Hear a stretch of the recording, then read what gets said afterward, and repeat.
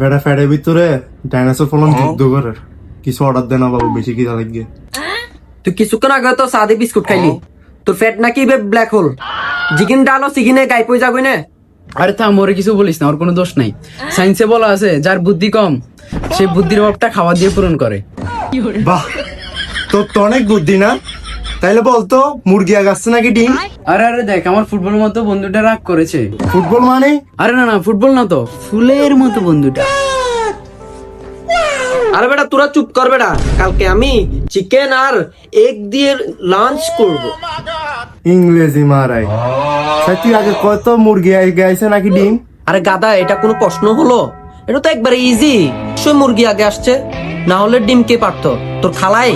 ভাই আমার কালো মনে একটা সাদা প্রশ্ন, যদি মুরগি আগে আসে তাহলে ওই মুরগিটা আসলো কই থেকে? ডিম ছাড়া তো মুরগি জন্মাতে পারে না, তাহলে তো ডিমে আগে আসার কথা।